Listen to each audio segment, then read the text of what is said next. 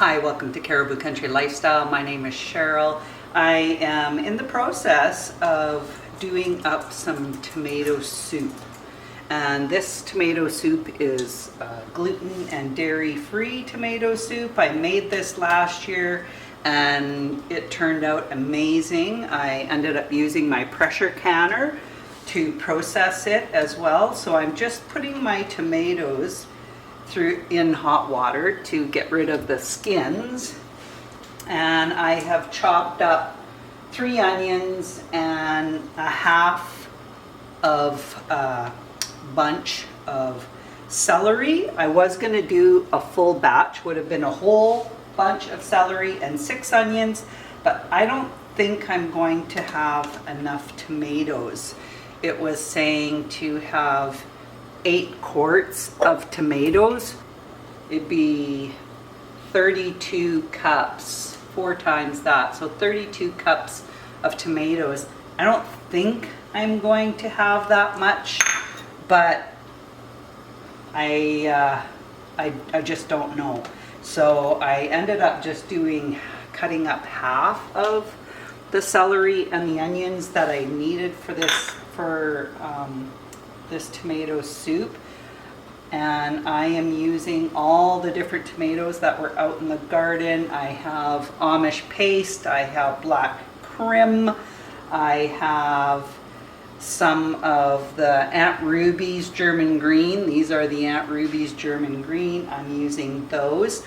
I want to talk about these Valencia tomatoes that I ended up growing.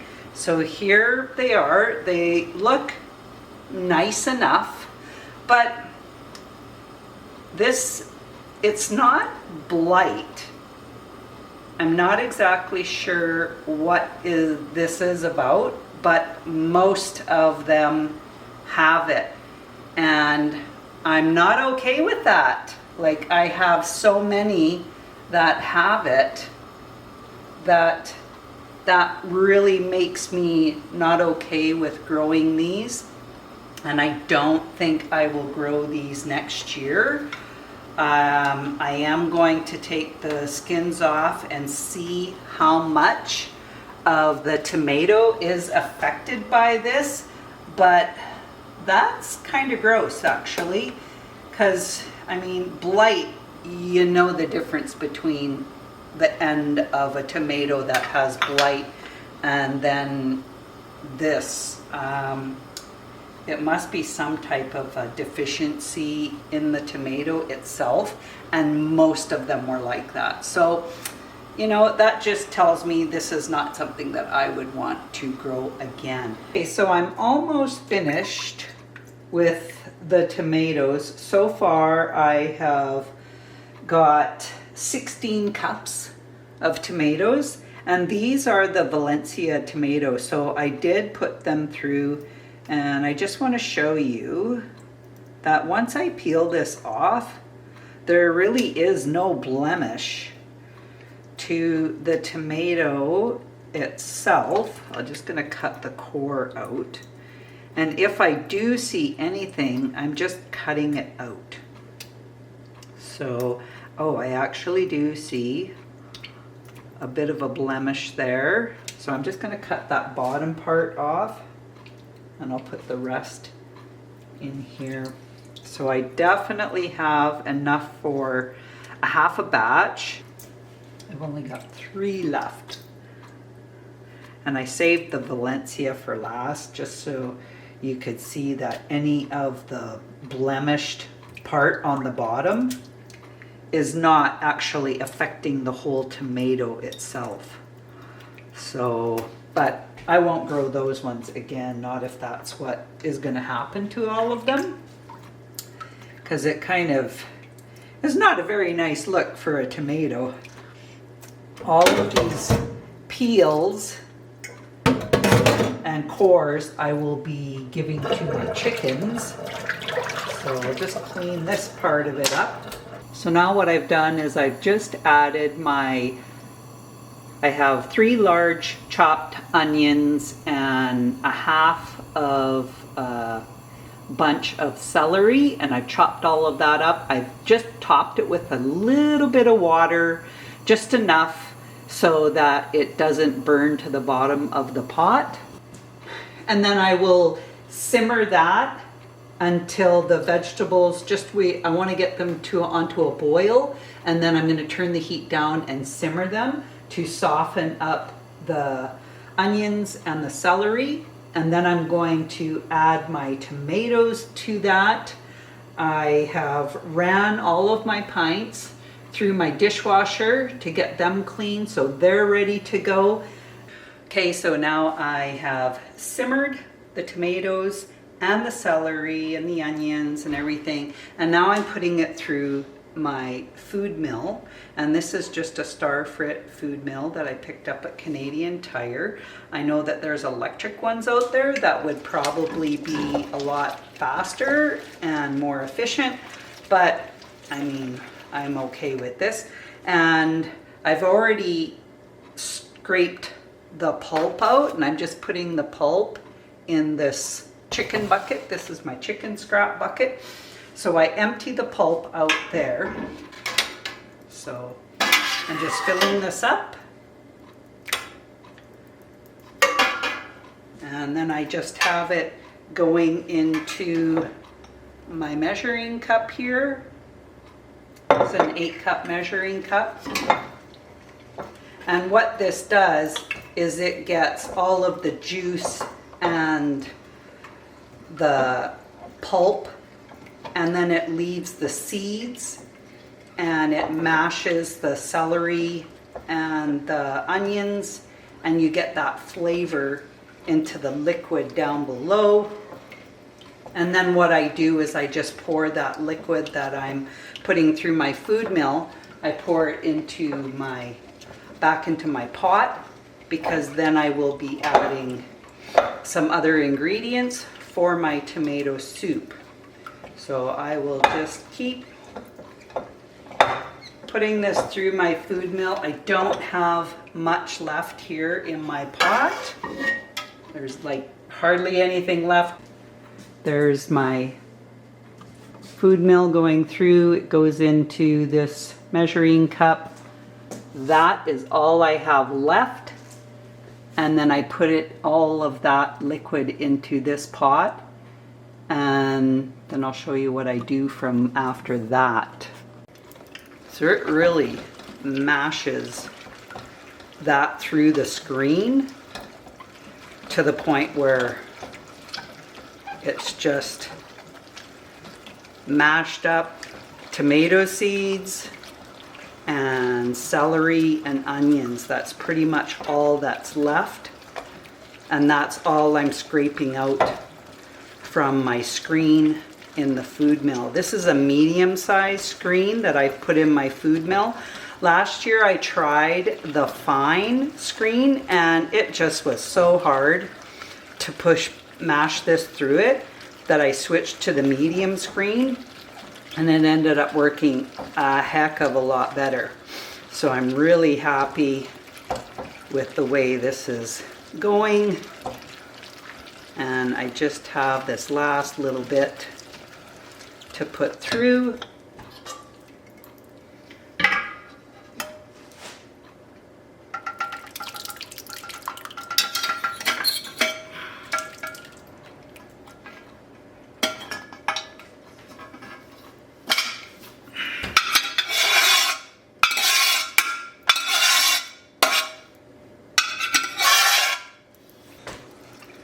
And then I'll put this through.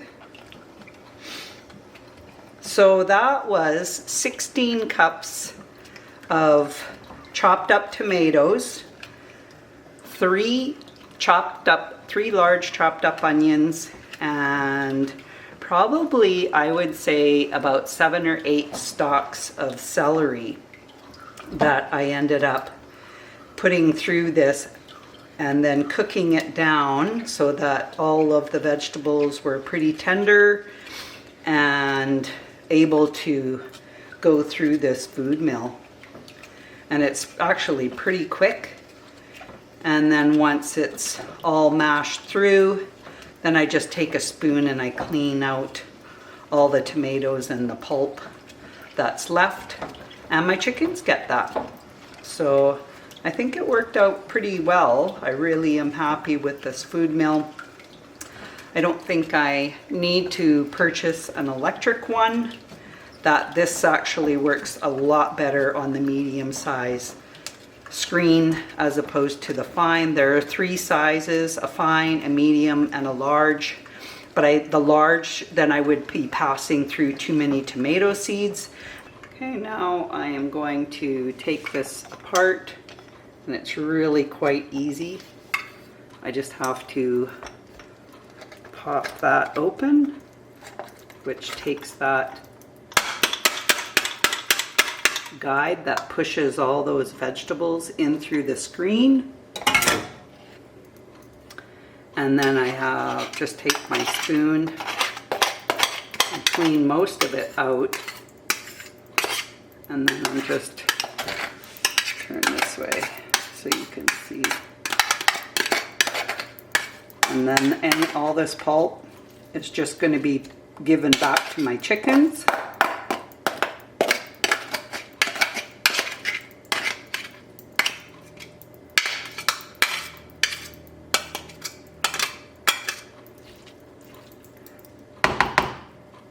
Dump this juice and add it into my pot. That's a lot of future tomato soup. Looks awesome.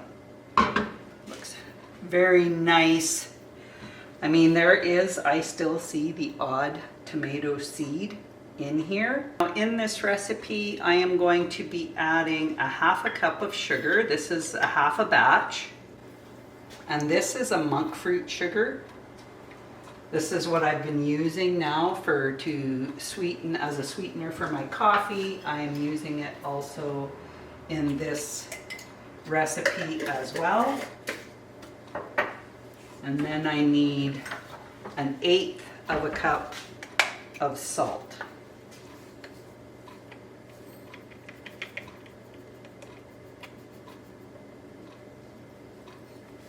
I'm putting a 1/2 tablespoon in. If I was making a full batch, then I would put in a tablespoon. But since I'm doing a 1/2 batch, I'm putting in a 1/2 tablespoon of basil and a 1/2 tablespoon of oregano.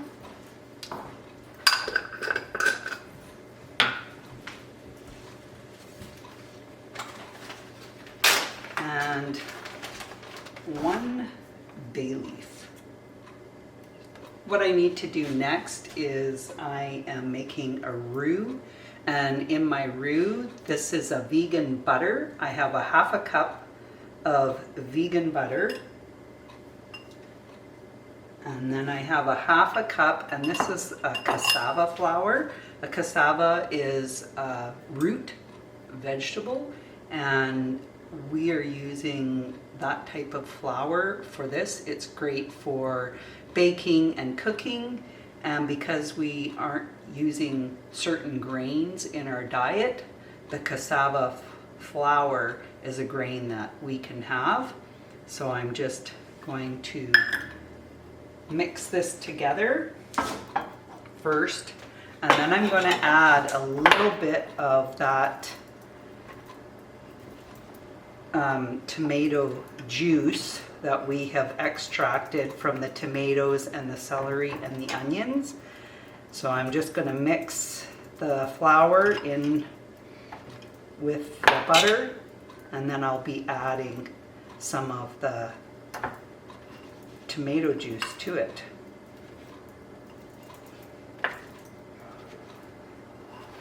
And this vegan butter, it is just a plant-based butter,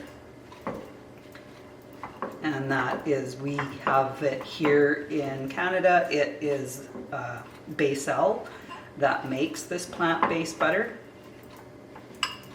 and that's what we have switched to instead of using regular butter, kind of just so that it has a meal kind of texture, grainy texture, mixing it in there really good.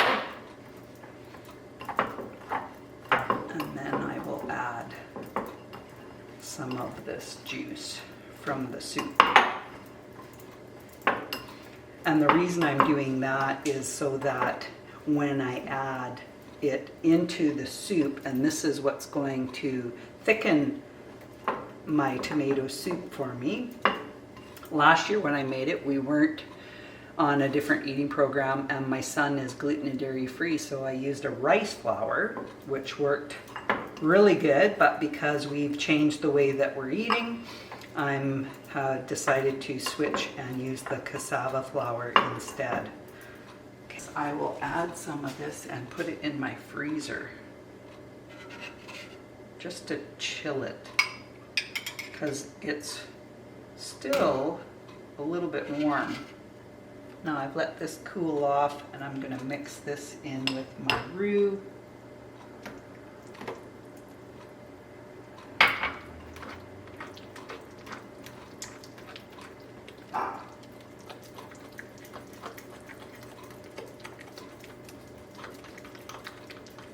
And that also helps make it so that there's no lumps in the soup when I add this to the soup. And then I'll have to turn my burner back on and simmer this with all the flavors of the sugar and the salt and the oregano and the basil in with it. Just make sure that I have no lumps, which I don't.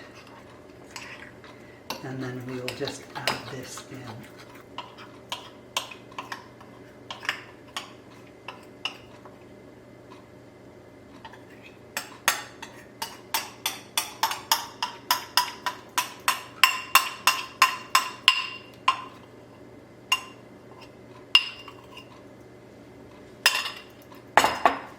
And I'll stir that in.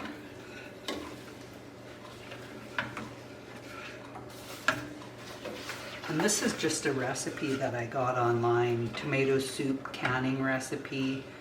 I just wanted something that I could do in the pressure canner. So now I've added this into the warm tomato mixture. Now I'm going to heat this mixture up just until it gets hot, but making sure that I don't get it too hot, because I don't want to be burning it to the bottom, and also it will avoid the clumps of flour too. And then it will just continue to thicken as it cools. So I'm going to turn my burner on to medium, or maybe just in between low and medium, because if I am not stirring it constantly, that's where you start running into problems with it burning to the bottom. But I have it really well mixed in. I'm not seeing any flour lumps as of yet, and it's dissolving into the tomato mixture quite nicely. Okay, so I have the soup is ready. I've got my pressure canner set up. I put in 3 liters of hot water, and then I also add 2 tablespoons of vinegar. And what the vinegar does is help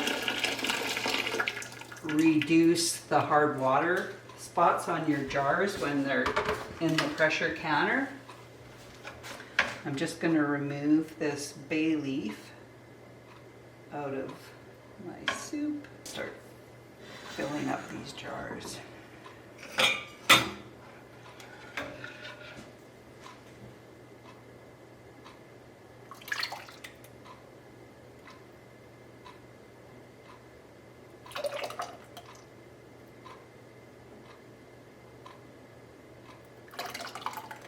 You want to fill them up so that they have about an inch of head space from the top.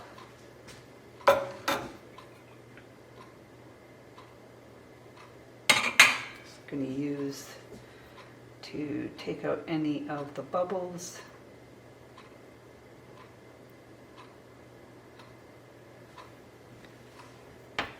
And then I have a cloth, a hot cloth, to be wiping the rim to make sure I don't have any soup residue on the rim.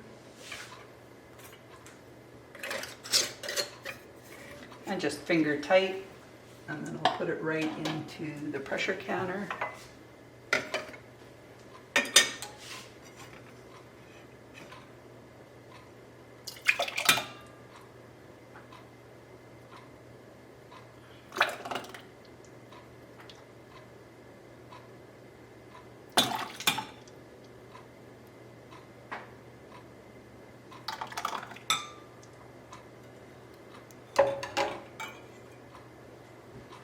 I can fit 7 pints, and then you can also stack them.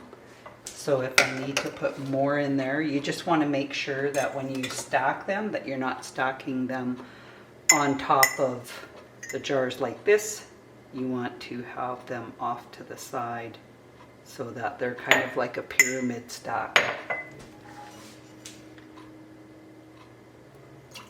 And then that way you can get 14 pints into your pressure canner.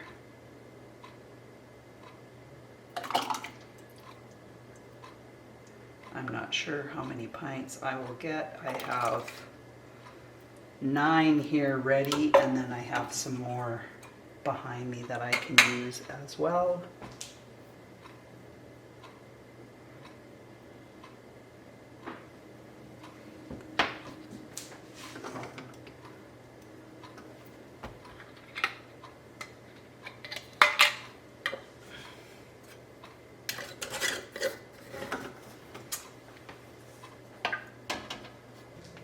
So I just filled up my last jar. It wasn't quite full, so I ended up getting 11.5 pints of soup, so we'll just put that in there.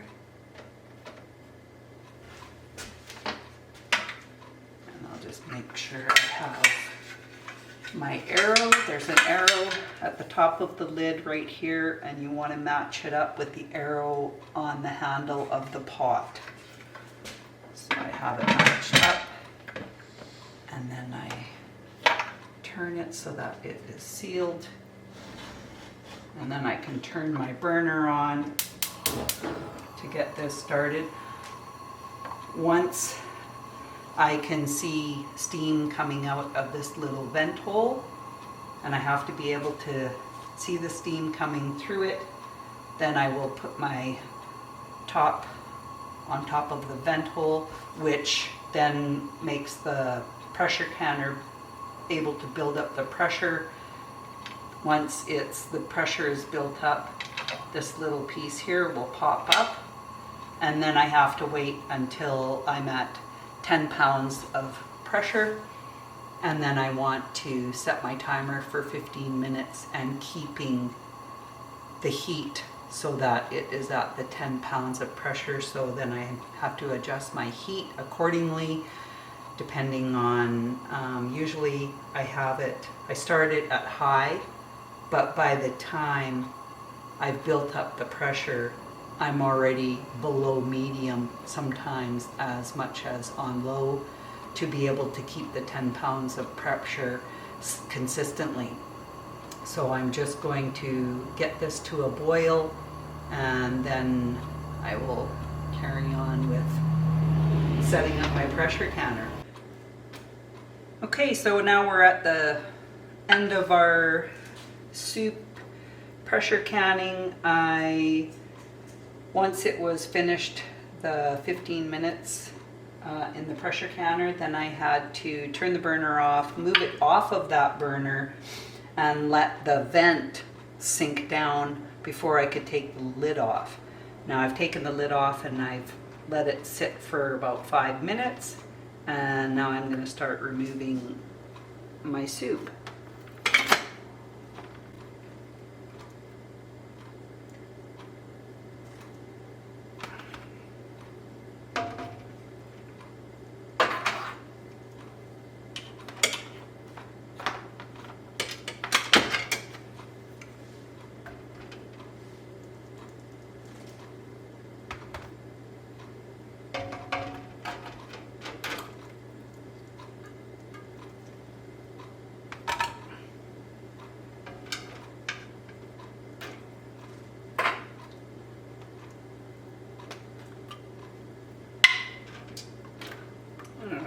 heard one of them seal. When you hear that little click sound, that means that the lid has sealed down.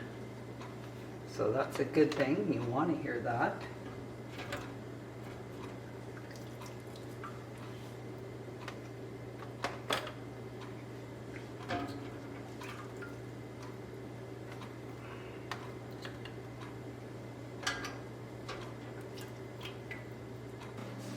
So there you have it. I have 11.5 pints of tomato soup.